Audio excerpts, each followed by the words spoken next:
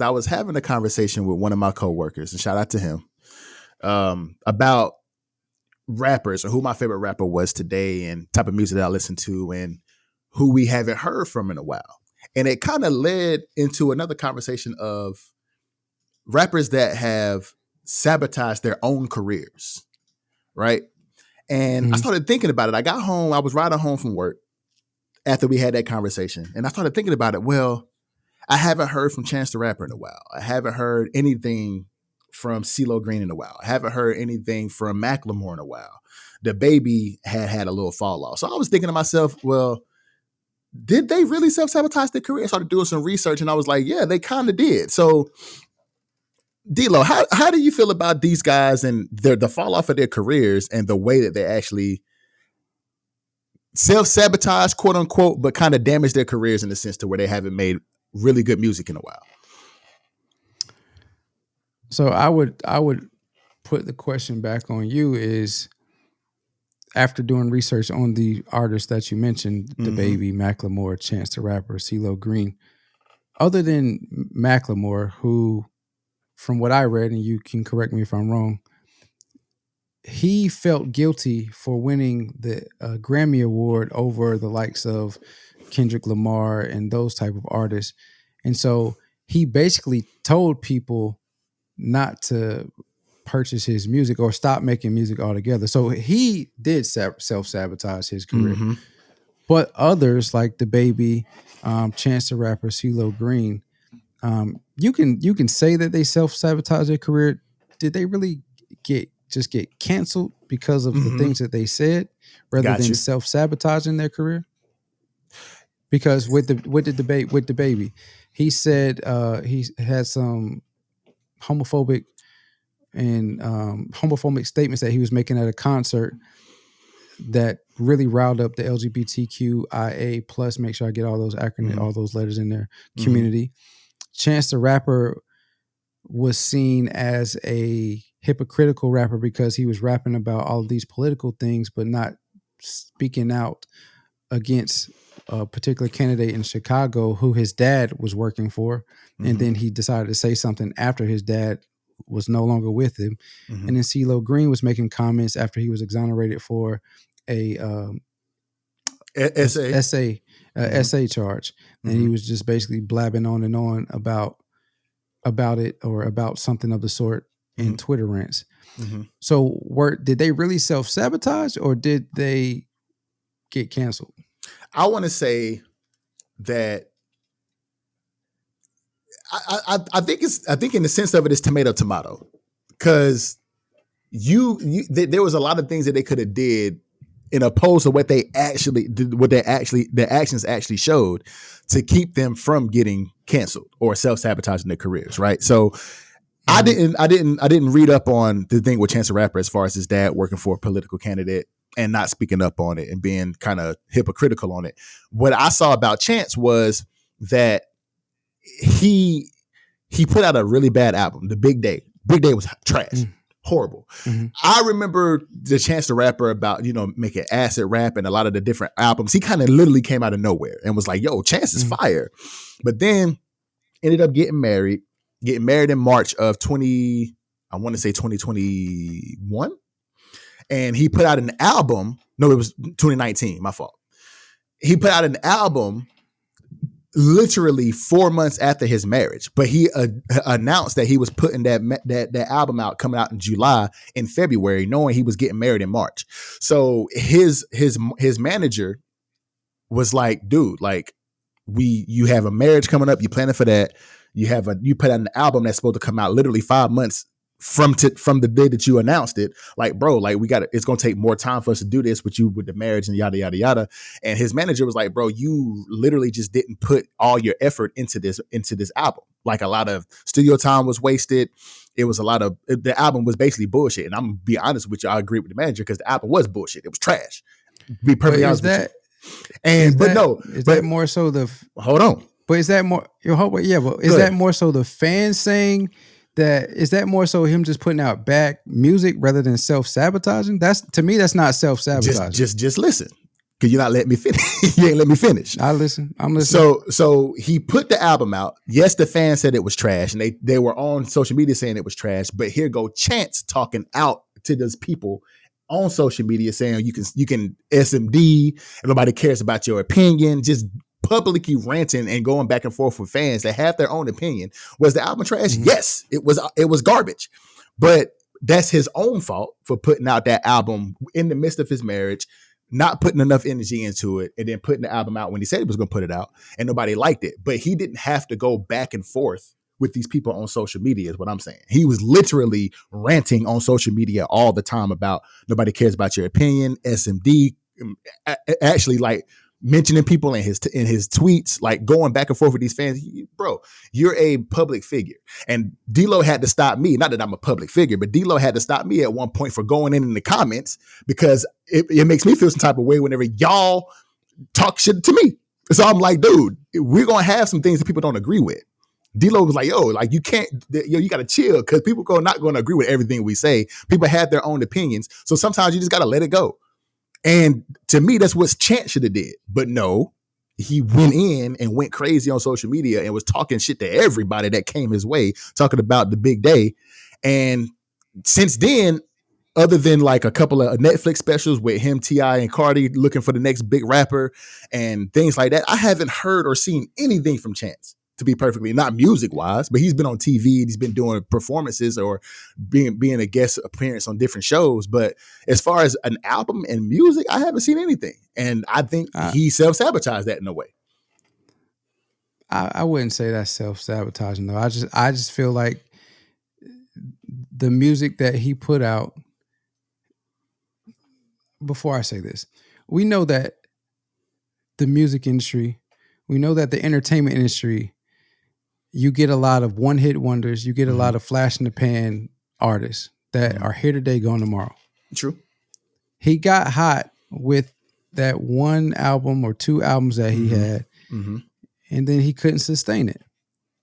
And so the reason I said I don't think, in Chance the Rapper's case, the reason I don't think it's self-sabotaging is because based off of the examples you gave, and we shouldn't, and I know the comparison is going to be off and very like, why are you comparing these two? Got you. Didn't Drake just do that with the original release of For All the Dogs? He was going at different people. He might not have been going at fans directly that we know of, but we know it was, people were very critical of that album because it wasn't what we expected it to be. So he was going at Joe Budden, who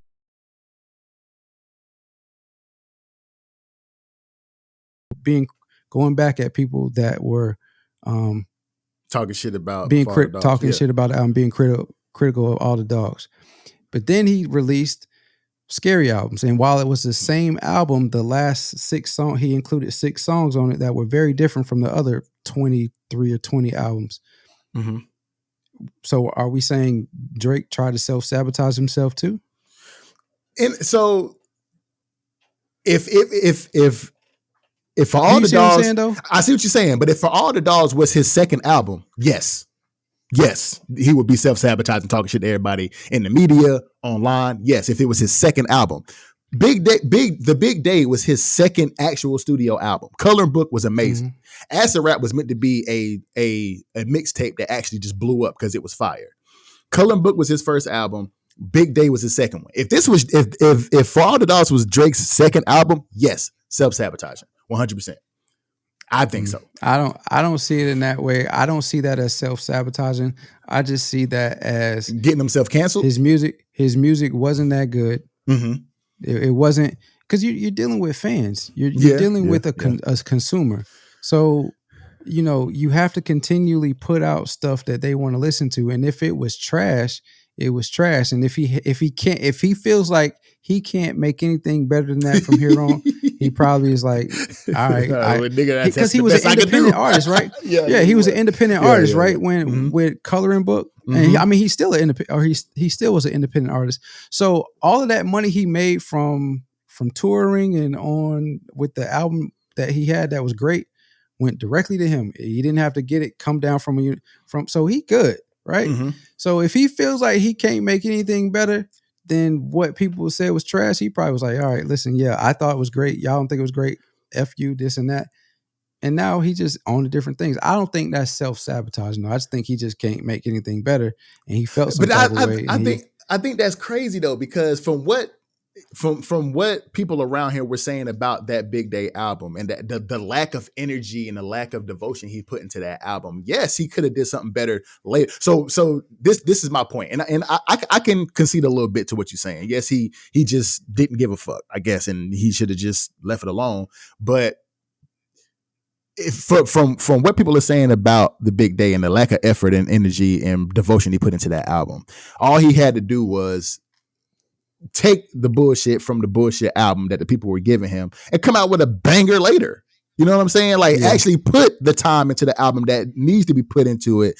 Write your lyrics, get your producing, put your all into the album, and then come out with a banger that's close to, or if not better than, Coloring Book Acid Rap, and then people would forgive you for the bullshit that you put out. Because you might know a little bit better than me because you are married, but for the people who put together large, extravagant weddings, I know that there's a lot of planning and a lot of devotion, a lot of energy and attention you have to give to that. To try to from what I know. You see what I'm saying? But from what I know about wedding planning, typically the man he's involved, but he ain't making all the decisions. The wife is making decisions, right? So he probably signed it like, okay, yeah, whatever. You want that color, we'll do this color. You want this type of cake, all right, bet. But he's not devoting nearly as much amount of energy as the wife is. Granted, usually, truth. But trying to devote what time that you're devoting to the wedding and try to devote as much effort and energy into your album, I can imagine that's hard to do. So why not just take the slack that you're getting from the Big Day, be like, okay, you know what, y'all right, and then come back the next year or two with a banger, and it'll make up for the Big Day. You know what I'm saying? Like, I don't know. But he just took it. I think he just took it the wrong way. And yes, he may have just gotten canceled. He didn't really give a damn and just left it how it was. But I think he kind of self-sabotaged to me in a way. I mean, I guess I can see what you're saying. Self-sabotage comes in many forms. And if you're not putting in the energy that you should to your full energy into something and then putting it out for consumption, that is self-sabotaging. So I guess I can see that. But if he hasn't made anything since that album, The Big Day, and his final album was widely considered trash, I mean, I don't think that's what we should consider as self-sabotaging. The other stuff prior to that, as far as him not putting the energy in, he's focused on other stuff, that could be the self-sabotaging point of it. But as far as the album release, and that's the final thing we know of him going back and forth with fans, I don't think that's self-sabotaging. I think he just put out trash material and people didn't receive it well. And he doesn't think he can do anything better than that.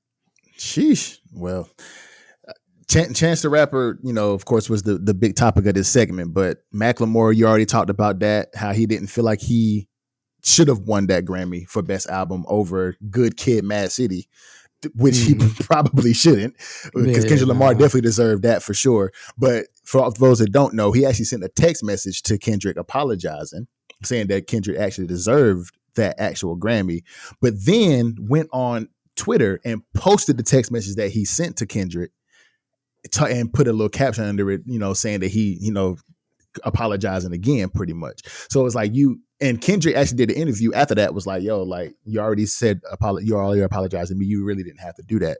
And D-Lo said he went out and told people not to buy his music, or he didn't deserve it, and whatever. And he kind of just stopped making music.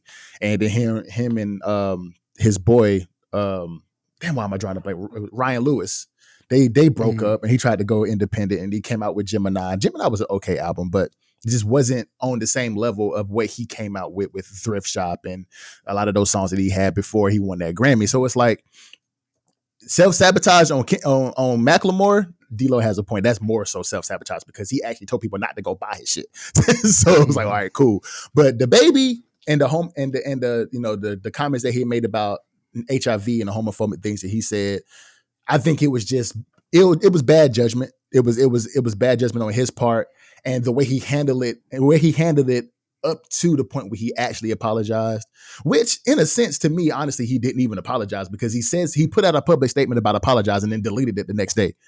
Like to me, it wasn't even genuine. So it was like, and then you was going on and on about how your fans are and your LGBTQ community fans are, and they don't even move like that, and they don't do the things that I said in the call to action that I had at Rolling Loud. Like he was defending himself too much and calling people stupid, and the way he handled it was just dumb. So I think, he hasn't necessarily sabotaged his career, because he's still making music. He's still making, I would call it good music. I mean, I wouldn't say he sabotaged his career, but he definitely is on that cancel list, and he's still making music, but not to the magnitude. It's not being received in the magnitude that it was in that 2-year time frame where he just blew up and became DaBaby, because he was somebody. He went under another alias before that. Well, I think it was Baby Jesus, and then he changed his name to DaBaby after the South by Southwest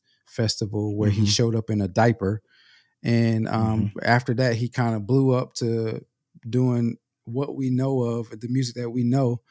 And then his fall from grace was very hard. It was. It really was. But he kind of picking himself back up, where he's getting, booked for different concerts now. He was back on Rolling Loud like 2 years later after what happened.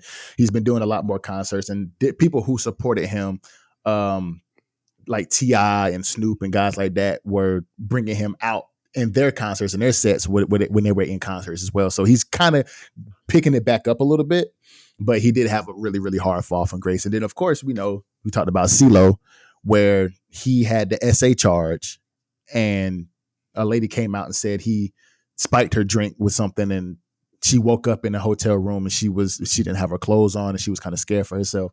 And the way he just went on a rant on Twitter saying things like, well, some people who got SA'd, don't they remember? I'm like, come on, bro. Like you're making things worse for yourself. And to be perfectly honest with you, he had those 2 songs, Crazy and Forget You, and that's really all we heard from CeeLo at the time. And he was blowing up, and he was doing a lot of guest appearances, and he did a lot of shows like The Voice and stuff like that. And he was blowing up until this thing happened. And now literally he fell from the face of the earth. Like I haven't seen or heard from CeeLo since.